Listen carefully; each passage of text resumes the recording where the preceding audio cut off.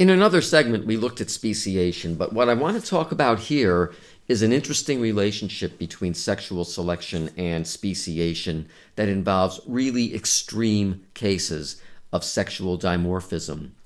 And not just sexual dimorphism, but situations where the male traits have become almost ridiculously elaborated, as well as some of the courtship displays that they engage in. A male bluebird of paradise is advertising for a mate. It's quite a performance, but he's not the only bird of paradise here keen to make an impression. There are nearly 40 different kinds on the island of New Guinea, each with a display seemingly more bizarre than the rest.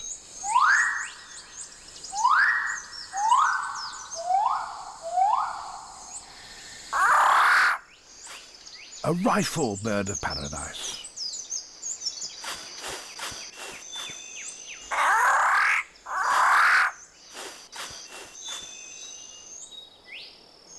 Like many jungle animals, birds of paradise avoid competing with each other, and these do so by living in different parts of this jungle-covered island.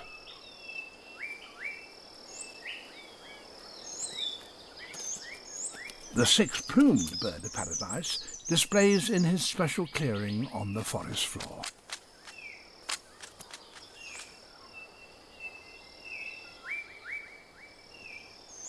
The magnificent bird of paradise favours the low branches of bushes. His female is modestly dressed.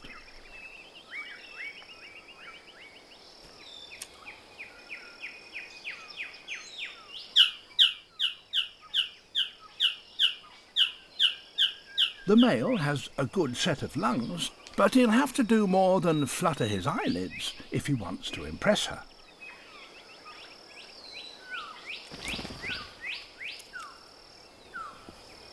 It'll all depend on his performance.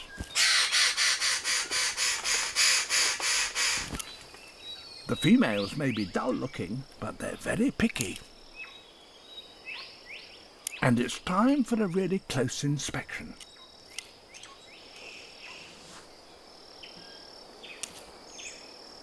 His right side looks fine, but what about his left?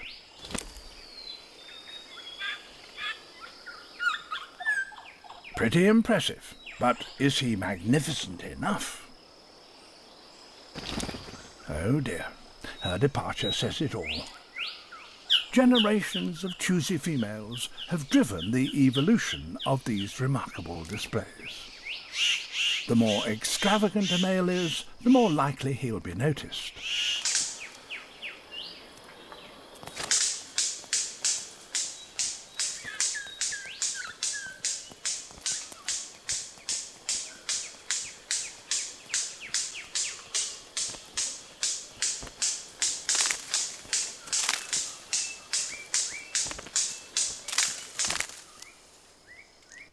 So how good looking is enough? I mean, females can't keep doing that to us guys, kind of, sort of. It's just where we're dealing with female choice, and the females want more and more and more of the most elaborate traits. How elaborate can these traits continue to go before things really start to go haywire? That's what we're dealing with here. We're dealing with something called runaway sexual selection. It is something that was posited by the geneticist R.A. Fisher, who we've encountered in several other segments with other theories that he had. What Fisher was saying is that there's a genetic correlation between males and females of the same species, where we see sexual selection taking place. Basically, he's suggesting that the genes that provide a basis for the development of a trait in a male are the same genes that are found in the female that provide a basis for her attraction to those traits. So that as her pickiness, in terms of her attraction to traits, becomes more and more, she wants more and more of this trait. It's going to drive more and more of that trait to develop in the male. And that can snowball really, really quickly and lead to speciation in a relatively short period of time. Now here's an example with the Trinidad guppies, because the males come in different color morphs. As you can see here, they vary in color. But even though they vary in color, females love orange, and they will prefer to mate with the orange guys. Not only the orange guys, but the most orangey of the orange guys. I just made up that word. So, ultimately, those other morphs might just die out. They're going to be selected against, maybe, and you'll have nothing but orange males around. And because of pleiotropy, Darwin's correlated variation, other things might change as well, and you could end up with a new species just because of this runaway process of sexual selection, where the females just want more and more of the good trait, well, the trait that they think is good. So they just become very, very choosy, and you end up with these super bright orange males and possible speciation. And then what happens? The whole ocean turns orange because there's nothing but these orange guys swimming around in it. Well, that's not going to happen. So, at some point, there has to be some counter selection against some of these really, really extreme forms of elaborate traits in males, because they can be disadvantageous. And if that does happen, then natural selection should exert counter selection against them. A good case in point about them being disadvantageous, by the way, is with dung beetles, because that's already been well documented. So notice the size difference in the horns of these two male dung beetles. Well, it turns out females prefer to mate with the guys with the largest horns. Well, that's all well and fine, except there's a cost to those larger horns. That is, if you're going to have large horns and you're going to keep the same basic body proportions, other things are going to shrink back. And it turns out the larger the horns, the smaller the eyes, as well as other parts of the head that are really pretty important for dung beetles. So, at some point, you would expect to see some counter selection against these large horns. Then then you would only hope that the females would become sort of less and less choosy. I mean, they would have to, otherwise we could have an extinct species here. So the brakes have to be put on at some point in terms of what these females are asking for. So there could be counter selection against that trait.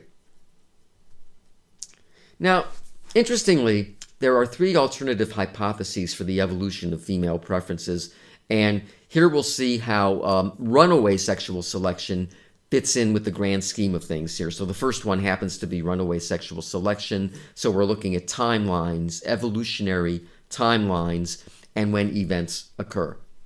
Runaway sexual selection, and the events we're interested here in each of these alternatives is when do the female preferences evolve and when do the male traits evolve.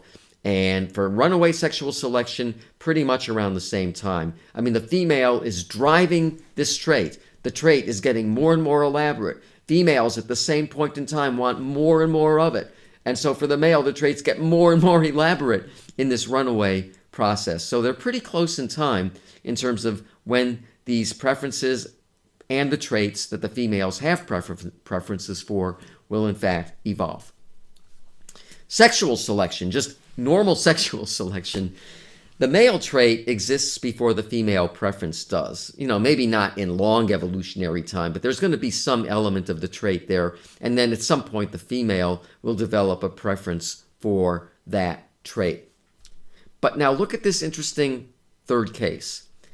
It's called sensory exploitation.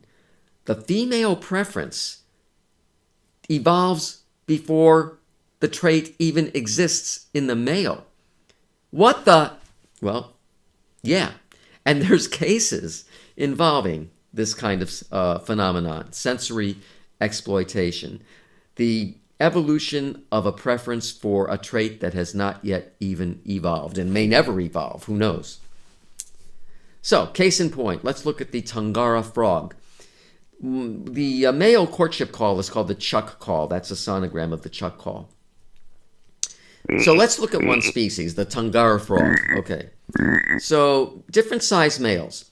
The higher pitched sounds come from smaller males. The lower pitched chuck calls come from larger males. It's just a matter of the laws of growth. The larger the animal, the lower the pitch is going to be. And we saw that in Peking ducks versus mallard ducks, wild mallard ducks, in another segment. So the same basic idea here. The thing about this is, however, that females prefer the lower pitched sound. I mean, when they're courted at night, so they're going to hear the sounds before they probably even see the males that are uttering them.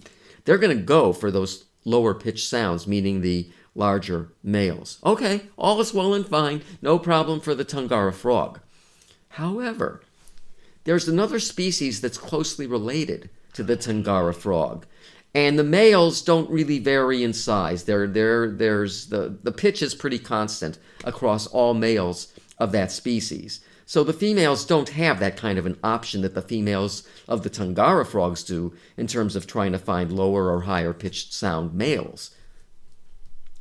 But if you give them a choice test, what they'll do in terms of the even the male of their own species versus these lower pitched calls of the Tungara frog, which are lower pitched than the males of their own species, they're going to prefer these lower pitched sounds. The lower pitched sounds have not yet even evolved in members of their own species. So it's sensory exploitation. The females are showing preference for a trait, lower pitched sounds, that have not yet even evolved in their own species. There's another case in point. These are platyfish. We have a swordtail up on top and a swordless variety on the bottom. Well, it turns out the swordless fish is ancestral to the swordtail. So two related species, but the swordless is the ancestor. And then in more recent evolutionary time, we have the swordtail actually evolved. Great. So an experiment was done. They did what I think would be the obvious thing to do. They attached swords to the swordless males. And then they asked females who they like. And the swordless females prefer the sworded males, the males that have a sword attached.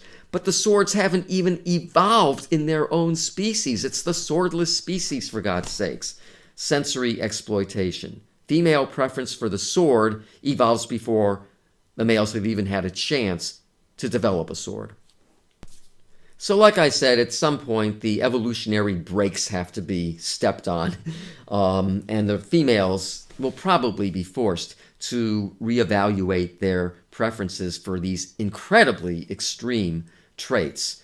It's okay. They can be extreme enough, but once it gets to be costly, like the case of the dung beetles, then there are going to be problems with that particular species.